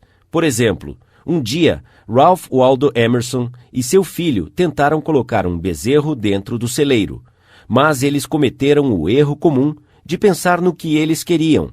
Emerson empurrou e o seu filho puxou, e o bezerro estava fazendo o que eles estavam fazendo. Estava pensando naquilo que ele queria. Então, ele endureceu as suas pernas e teimosamente recusou-se a deixar o pasto. A empregada irlandesa viu a sua dificuldade. Ela não poderia escrever ensaios ou livros, mas ao menos nessa ocasião, ela teve muito mais senso em pensar como cavalo ou como bezerro do que Emerson. Ela pensou sobre o que o bezerro queria. Então, ela colocou o seu dedo materno dentro da boca do bezerro e deixou que ele o chupasse, enquanto o levava calmamente até o celeiro. Cada ato que você já realizou, desde o dia em que você nasceu, foi realizado porque você queria alguma coisa. Que tal aquela vez que você deu uma grande contribuição à Cruz Vermelha? Sim, isso não é nenhuma exceção à regra. Você fez o donativo à Cruz Vermelha porque você queria ajudá-los. Você queria fazer um ato lindo, divino e generoso. Quando você ajuda um dos irmãos mais pobres, você está me ajudando. Se você não quisesse aquele sentimento mais do que você quisesse o dinheiro, você não teria feito essa contribuição. É claro, você talvez tivesse feito a contribuição porque teve vergonha de recusar ou porque um cliente pediu que você assim o fizesse. Mas uma coisa é certa: você fez a contribuição porque você queria alguma coisa. Harry A. Overstreet, em seu livro iluminado Influenciando o Comportamento Humano, disse: a ação surge daquilo que fundamentalmente desejamos. E o melhor conselho dado aos que querem nos persuadir, seja nos negócios, em casa, na escola, na política, é: primeiro, desperte na outra pessoa o desejo de querer. Aquele que consegue fazer isso terá o mundo todo do seu lado. Aquele que não conseguir terá que trilhar um caminho solitário. Andrew Carnegie, um jovem escocês pobre, que começou a trabalhar por 2 centavos de dólar por hora e finalmente deixou 365 milhões de dólares, aprendeu cedo que a única forma de influenciar pessoas é falar sobre aquilo que a outra pessoa deseja. Ele estudou na escola por apenas 4 anos, mas aprendeu a lidar com as pessoas. Para ilustrar isso, a sua cunhada estava muito preocupada com seus 2 filhos. Eles estavam estudando em Yale e estavam tão ocupados com as suas coisas que não tinham tempo para escrever para ela e estavam ignorando as cartas desesperadas de sua mãe. Então, Carnegie propôs numa aposta de $100 como ele conseguiria obter uma resposta pelo correio sem pedir que eles assim o fizessem. Alguém aceitou a sua aposta. Então, ele escreveu uma carta normal aos sobrinhos, mencionando casualmente que estava enviando a cada um deles uma nota de $5. Entretanto, ele esqueceu de mandar o dinheiro. Ele recebeu em resposta uma carta de agradecimento ao querido tio Andrew pela sua carta generosa, e você mesmo pode terminar a frase. Outro exemplo de persuasão foi de Stan Novak, de Cleveland, Ohio, um aluno que participa do nosso curso. Stan chegou em casa do trabalho certa noite e viu o seu filho mais novo, Tim, chutando e gritando no chão da sala. Ele iria começar o jardim de infância no próximo dia e estava protestando e dizendo que não queria ir. A reação normal de Stan teria sido mandar o seu filho para o quarto, dizer que ele iria para a escola e ponto final. Ele não tinha nenhuma escolha. Mas nessa noite, reconhecendo que começar o jardim de infância de mau humor não iria ajudar ao Tim, Stan sentou-se e pensou: se eu fosse Tim, por que eu estaria morrendo de vontade de ir ao jardim de infância? Ele e a sua esposa fizeram uma lista de todas as coisas divertidas que Tim iria fazer, como pintar com os dedos, cantar músicas infantis e fazer novos amigos. Eles, então, colocaram essas coisas em ação. Todos nós começamos a pintar com os dedos na mesa da cozinha. Minha esposa, Lil, o meu outro filho, Bob, e eu, todos se divertindo. Tim logo apareceu. Agora ele estava implorando para participar. Não, você precisa ir ao jardim de infância primeiro para aprender a pintar com os dedos. Com todo o meu entusiasmo, passei pela lista explicando as coisas para que ele pudesse entender, contando sobre toda a diversão que ele teria no jardim de infância. Na manhã seguinte, pensei que eu tivesse sido o primeiro a levantar. Fui ao andar de baixo e encontrei Tim sentado e dormindo na poltrona da sala. "O que você está fazendo aqui?" perguntei-lhe. "Estou esperando para ir ao jardim de infância. Eu não quero me atrasar." O entusiasmo de nossa família inteira havia despertado em Tim um desejo de querer que nenhuma discussão ou ameaça jamais realizaria. Amanhã, talvez você queira persuadir alguém a fazer alguma coisa. Antes de falar, faça uma pausa e pergunte a si mesmo: como é que eu posso fazer essa pessoa querer fazer isso? Essa pergunta evitará que entremos numa situação desnecessária, falando apenas sobre o que nós queremos. Certa vez, aluguei o grande salão de baile de um hotel em Nova York por 20 noites, em cada período, para uma série de palestras. No início de um dos períodos, fui subitamente informado que eu deveria pagar 3 vezes mais o valor do aluguel do que no período anterior. Tal notícia chegou depois de imprimir os ingressos e distribuir todos os anúncios. Naturalmente, eu não queria pagar o aumento, mas de que adiantaria falar com o hotel sobre o que eu queria? Eles estavam interessados apenas no que eles queriam. Então, alguns dias depois, eu resolvi procurar o gerente. Fiquei um tanto chocado quando recebi a sua carta, eu disse. Mas não estou te culpando por nada. Se eu estivesse em seu lugar, provavelmente teria escrito uma carta parecida. O seu dever como gerente do hotel é obter o maior lucro possível. Se você não fizesse isso, você poderia e seria despedido. Agora, vamos pegar uma folha de papel e vamos escrever as vantagens e as desvantagens que eu lhe ofereço, se insistir em aumentar o aluguel. Então peguei uma folha de papel e tracei uma linha e fiz 2 colunas, uma intitulada Vantagens e a outra Desvantagens. Escrevi na coluna Vantagens estas palavras: salão de baile livre. Depois eu disse: você terá a vantagem de ter um salão de baile livre para alugar para danças e convenções. Essa é uma grande vantagem, porque assim você pode cobrar mais do que você cobra por uma série de palestras. Se eu reservo o seu salão de baile por 20 noites durante o período do curso, certamente você perderá negócios muito rentáveis. Agora, vamos considerar as desvantagens. Primeiro, ao invés de aumentar a sua receita comigo, você irá diminuí-la. De fato, ela vai acabar porque não posso pagar o aluguel que você está pedindo. Serei forçado a fazer palestras em outro local. Há mais uma desvantagem para você. Essas palestras atraem multidões de pessoas bem instruídas e de cultura para o seu hotel. Essa é uma boa propaganda para você, não é?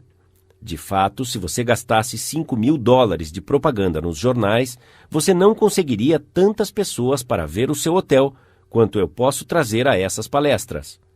Isso vale muito ao hotel, não é? Enquanto eu falava, escrevi essas 2 desvantagens sob o título em questão e dei o papel ao gerente dizendo: gostaria que você considerasse as vantagens e as desvantagens para você e depois me informe sobre a sua decisão final. Recebi uma carta no dia seguinte informando-me que o aluguel sofreria um ajuste de apenas 50% ao invés de 300%. Pense bem, consegui esse desconto sem dizer uma palavra sobre o que eu queria. Falei tudo sobre o que a outra pessoa queria e como poderia obtê-lo. Suponhamos que eu tivesse feito a coisa natural e humana. Suponhamos que eu tivesse entrado furioso em seu escritório e tivesse dito: como você ousa aumentar o meu aluguel em 300% quando você sabe muito bem que os ingressos estão prontos e os anúncios foram feitos? 300%, isso é ridículo, um absurdo, não vou pagar isso. O que teria acontecido então? Uma discussão teria começado, o que iria aumentar a ira, a tensão e a situação iria ferver. E você sabe no que acabam as discussões. Mesmo se eu o tivesse convencido de que ele estava errado, o seu orgulho dificultaria sua decisão e ele não voltaria atrás. Aqui está um dos melhores conselhos já dados sobre a fina arte dos relacionamentos humanos. Se houver qualquer segredo de sucesso, disse Henry Ford, está na capacidade de entender o ponto de vista da outra pessoa e enxergá-lo como ela o vê e como você o vê. Isso é bom e gostaria de repeti-lo. Se houver qualquer segredo de sucesso, está na capacidade de entender o ponto de vista da outra pessoa e enxergá-lo como ela o vê e como você o vê. Isso é tão simples e tão óbvio que todos deveriam reconhecer a sua verdade de imediato, mas 90% das pessoas desta terra a ignoram 90% do tempo. Quer um exemplo? Olhe para as cartas que chegarem à sua mesa amanhã pela manhã, e você verá como a maioria delas viola esse importante princípio de bom senso. Por exemplo, Uma carta escrita pelo gerente do departamento de rádio de uma agência de publicidade com filiais em todo o continente. Esta carta foi enviada aos gerentes de estações de rádio locais em todo o país. Eu fiz comentários entre parênteses em cada parágrafo. Senhor John Blank, Blankville, Indiana. Caro Sr. Blank, a empresa X deseja manter a sua liderança entre as agências de publicidade no campo da propaganda via rádio. Comentário. A quem interessa o que a sua empresa deseja? Eu estou preocupado com os meus problemas. O banco está me executando por causa do financiamento da casa própria, os gafanhotos estão destruindo a minha plantação, a Bolsa de Valores sofreu uma queda brusca ontem, perdi o trem das 8h15 esta manhã, não fui convidado para a festa na casa da família Jones ontem à noite e o médico me disse que eu tenho pressão alta, neurite e caspa. E então, o que acontece? Esta manhã eu cheguei ao escritório preocupado, abri o meu correio e aqui está algum pretensioso de Nova York falando sobre o que a sua empresa quer. Se ele percebesse o tipo de impressão causada pela sua carta, ele sairia do ramo de publicidade e começaria a fabricar pesticida para ovelhas. Fim do comentário. As contas nacionais desta agência de publicidade foram o reduto da rede. As nossas subsequentes liberações de espaço nas estações nos mantêm no topo das melhores agências ano após ano. Comentário. Você é grande e rico e está no topo, certo? E daí? Eu não estou nem aí se você é tão grande quanto a General Motors, a General Electric e o Estado-Maior do Exército dos Estados Unidos, todos combinados. Se você tivesse a mesma inteligência de um beija-flor, você perceberia que eu estou interessado na minha grandeza e não na sua grandeza. Toda essa fala sobre o seu enorme sucesso me faz sentir pequeno e insignificante. Fim do comentário. Queremos oferecer aos nossos clientes o que há de melhor em informações sobre estações de rádio. Comentário. Você quer. Você é um completo idiota. Não estou interessado no que você quer, e nem no que o presidente dos Estados Unidos quer. Quero deixar claro, de uma vez por todas, que estou interessado naquilo que eu desejo. E você ainda não falou nada sobre isso em sua carta absurda. Fim do comentário. Portanto, coloque a empresa X na sua lista preferida de informações semanais sobre as estações. Cada detalhe que será útil para que uma agência possa reservar espaços inteligentemente. Comentário. Lista preferida? Quanta pretensão! Você me faz sentir insignificante com a sua fala sobre a sua grande empresa. E depois você pede que eu te coloque numa lista preferida e nem diz por gentileza quando você pede. Fim do comentário. Confirme o recebimento desta carta o mais breve possível, informando-nos sobre as suas atividades recentes, o que será útil aos nossos interesses mútuos. Comentário. Seu idiota, você me envia uma cópia barata de uma carta espalhada por todos os lugares, como as folhas no outono, e você tem a ousadia de me pedir, quando estou preocupado com o financiamento da casa própria, com as minhas plantações e com a minha pressão alta, para sentar e ditar uma carta pessoal, confirmando o recebimento da sua cópia de carta, e você pede que eu faça o mais breve possível? O que você quer dizer com o mais breve possível? Você não sabe que sou tão ocupado quanto você? Ou pelo menos gosto de pensar que sou? E falando nisso, quem te deu o direito de exigir alguma coisa? Você diz que será útil aos nossos interesses mútuos. Até que, enfim, você começou a ver o meu ponto de vista. Mas você foi vago sobre como isso será uma vantagem para mim. Fim do comentário. Atenciosamente, John Doe, gerente do departamento de rádio. PS.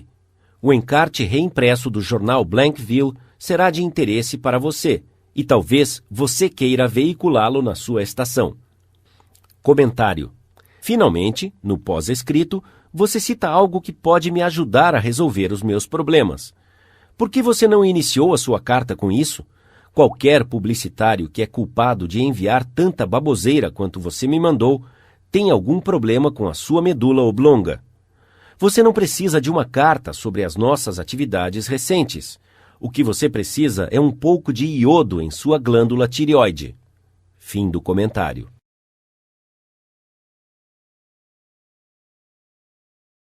Agora, se as pessoas que dedicam suas vidas à publicidade, que se apresentam como especialistas na arte de influenciar pessoas a comprar, padeiro ou mecânico de automóveis, aqui está outra carta, escrita pelo presidente de um grande terminal de carga a um estudante em seu curso, Edward Vermeulen.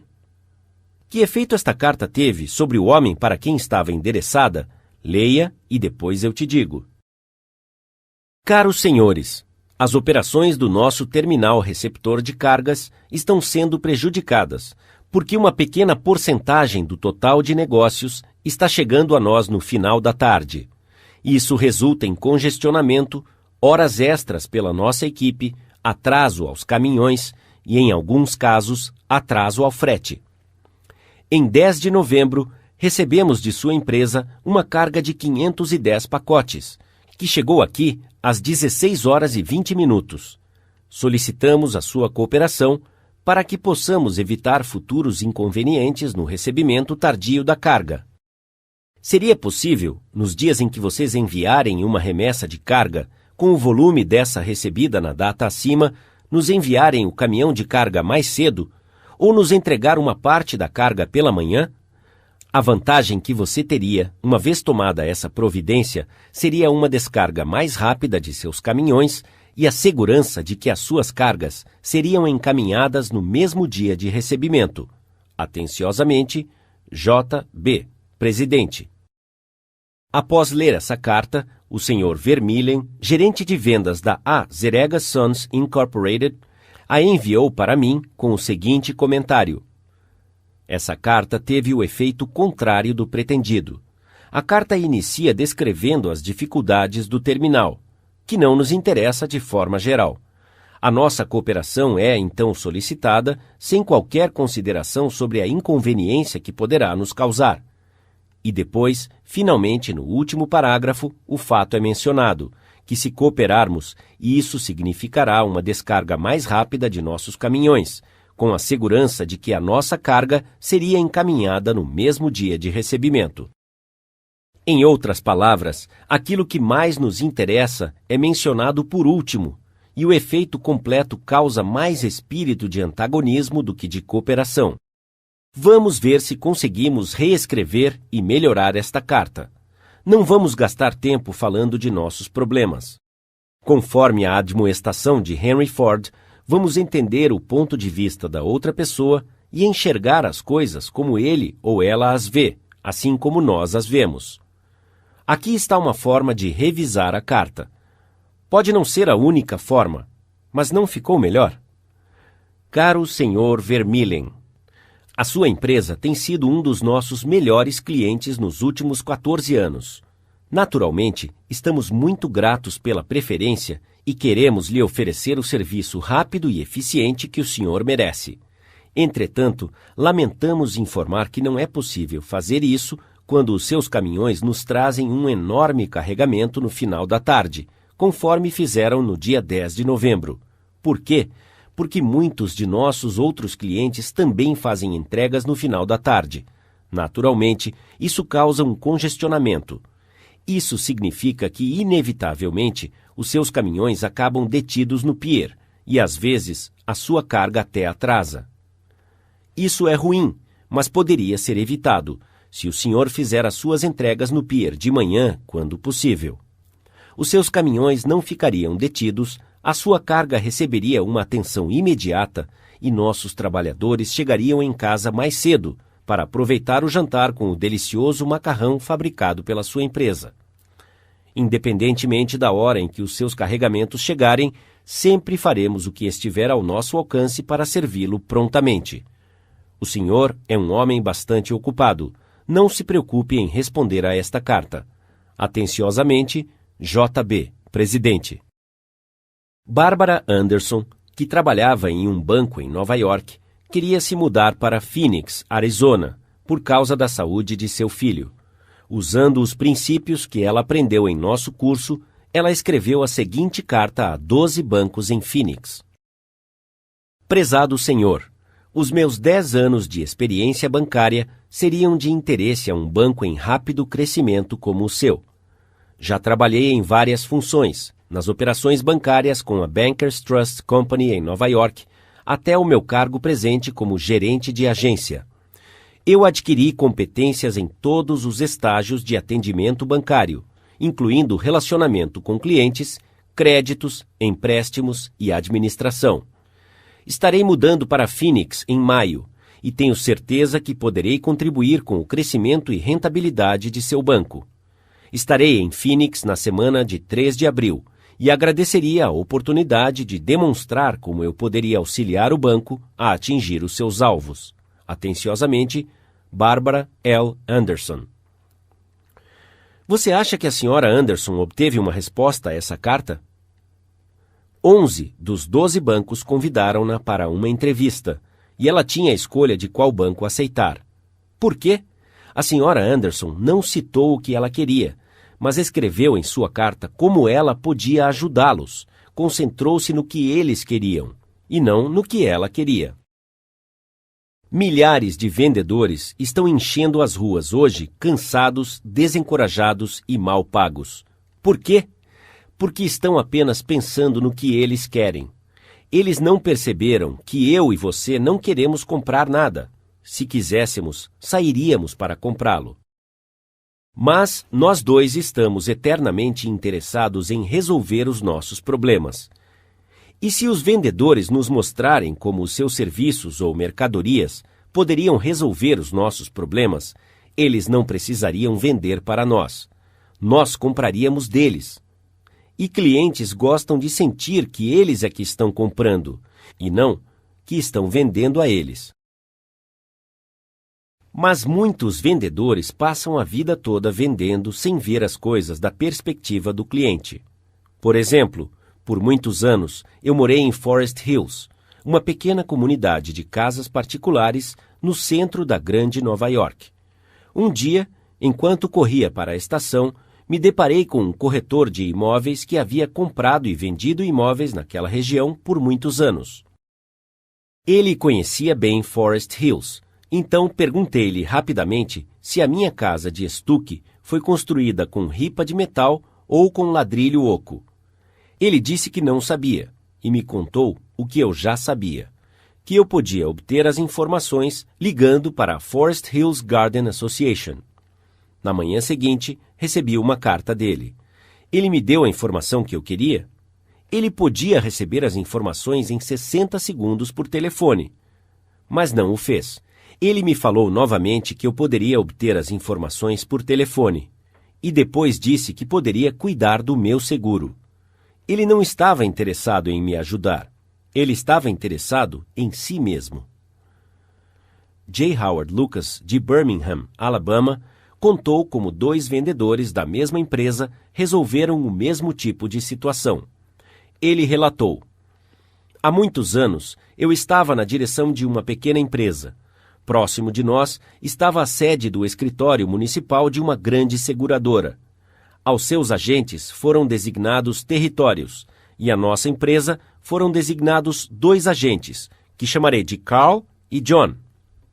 Certa manhã, Carl passou no escritório e casualmente mencionou que a sua empresa acabara de lançar uma nova apólice de seguro de vida para executivos, e pensou que talvez nos interessasse e que ele nos comunicaria tão logo tivesse mais informações.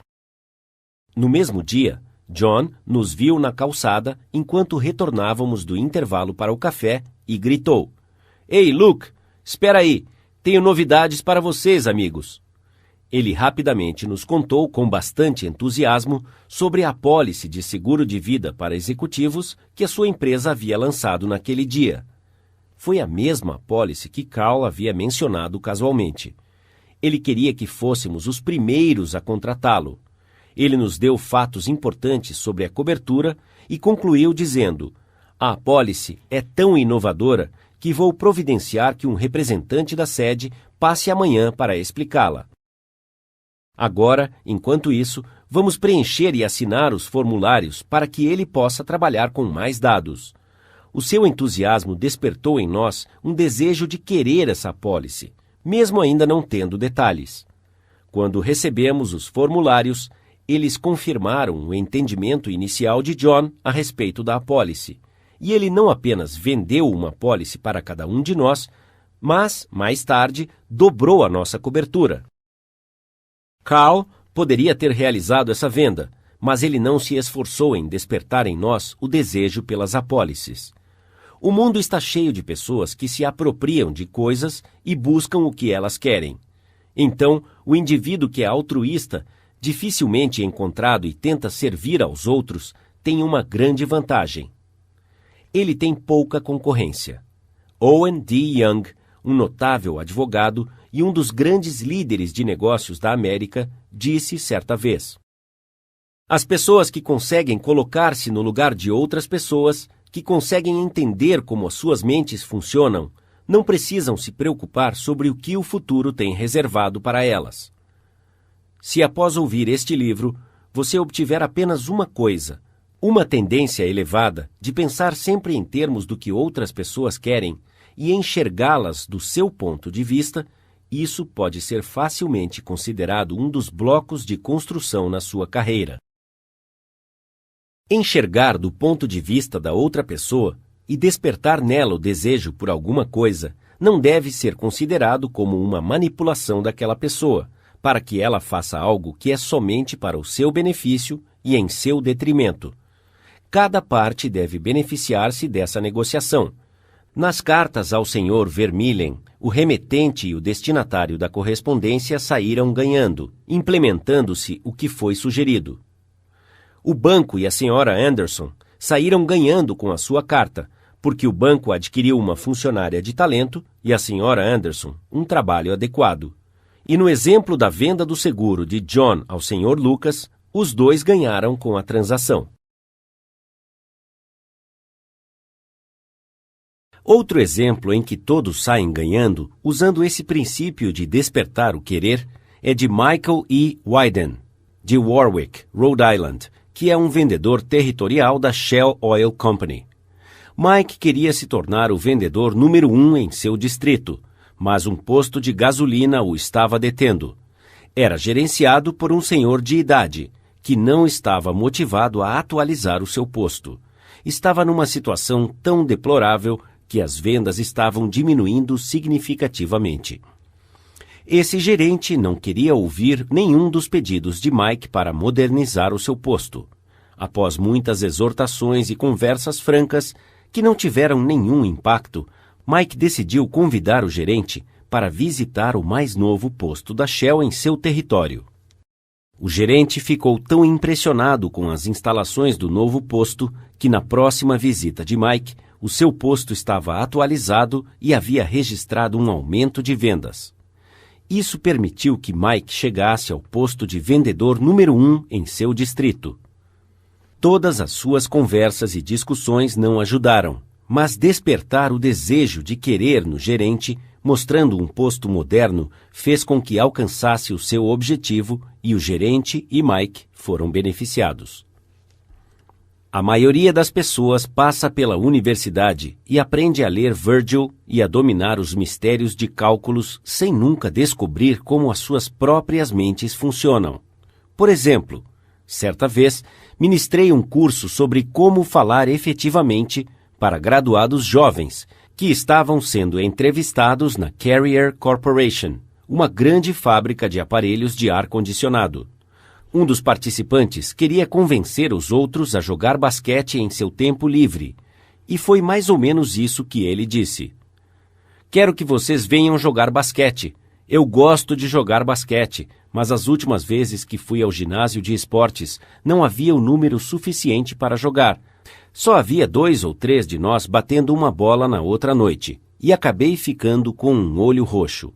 Gostaria que todos vocês viessem amanhã à noite. Eu quero jogar basquete. Ele falou alguma coisa sobre o que você quer? Você não quer ir a um ginásio de esportes que ninguém mais quer ir, não é?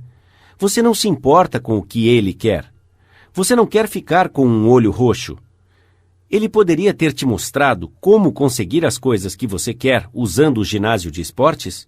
Certamente.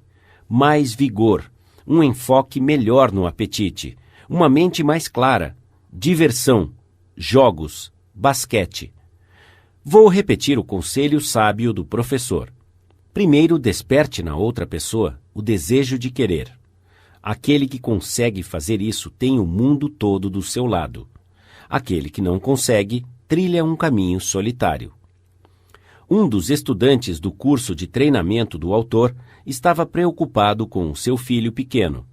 A criança estava desnutrida e recusava-se a comer direito. Os seus pais usaram o método normal.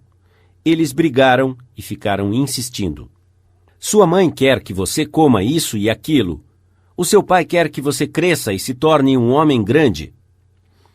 O menino prestou atenção a qualquer um desses pedidos, tanto quanto você presta a um grão de areia numa praia cheia de areia.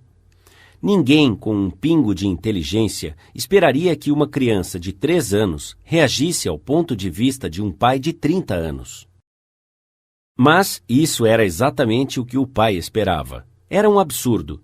Ele finalmente enxergou isso e disse a si mesmo: o que é que o menino quer? Como posso combinar aquilo que eu quero com aquilo que ele quer? Foi fácil ao pai quando ele começou a pensar nisso. O seu filho tinha um triciclo em que adorava andar para cima e para baixo na calçada, em frente da casa em Brooklyn. Algumas casas abaixo, na mesma rua, morava um menino valentão, um menino maior, que tirava o menino menor de seu triciclo para andar nele.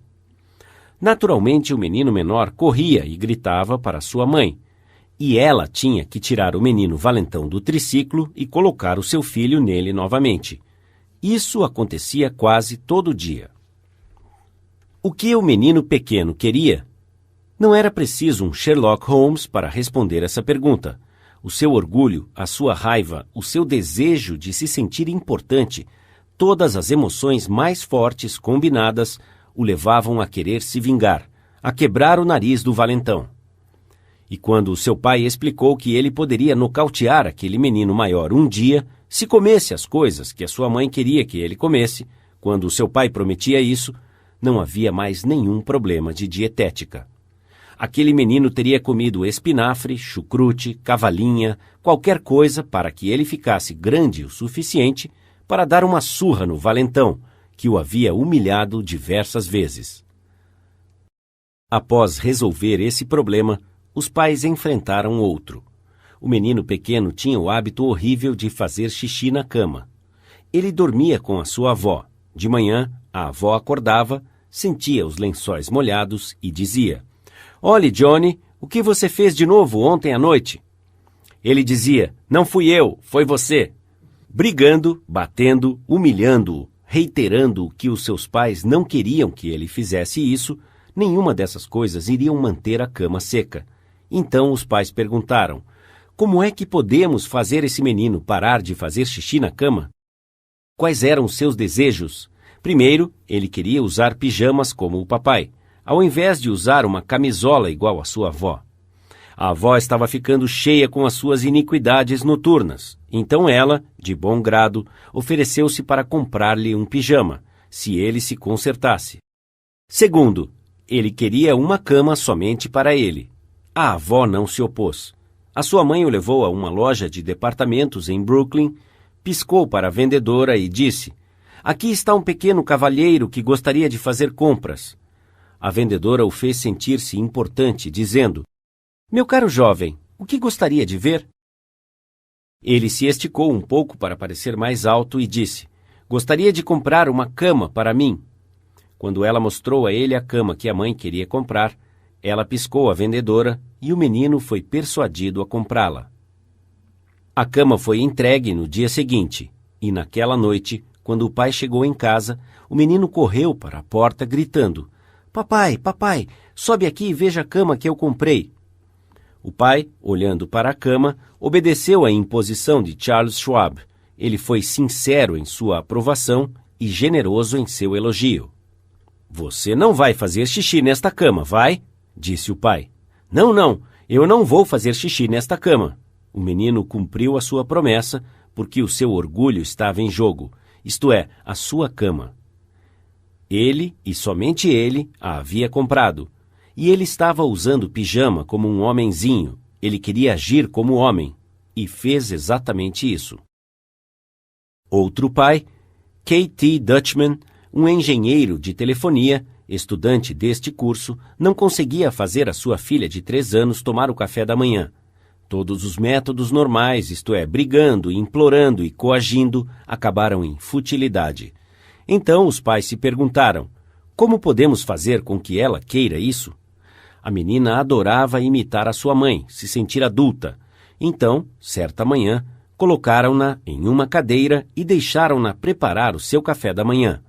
No momento psicológico exato, o pai entrou na cozinha, enquanto ela misturava o cereal, e ela disse, olhe, papai, estou fazendo o cereal esta manhã. Ela comeu 2 pratadas do cereal sem nenhuma coação, porque ela estava interessada nisso. Ela foi responsável por se sentir importante. Ela havia encontrado uma forma de expressar-se, fazendo o cereal, isto é, a autoexpressão. William Winter disse certa vez que a autoexpressão é uma necessidade dominante da natureza humana. Por que não podemos adaptar essa mesma psicologia aos negócios? Quando temos uma ideia brilhante, ao invés de fazer os outros pensarem que é nossa, por que não deixá-los cozinhar e mexer a ideia? Então eles irão considerá-la como se fosse deles. Irão gostar dela e talvez comam algumas pratadas dela. Lembre-se, primeiro desperte na outra pessoa o desejo de querer. Aquele que consegue fazer isso terá o mundo todo do seu lado. Aquele que não consegue deve trilhar um caminho solitário. Princípio 3. Desperte na outra pessoa o desejo de querer. Resumindo, técnicas fundamentais sobre como lidar com as pessoas. Princípio 1. Não critique, condene ou reclame. Princípio 2. Demonstre uma apreciação honesta e sincera. Princípio 3. Desperte na outra pessoa o desejo de querer.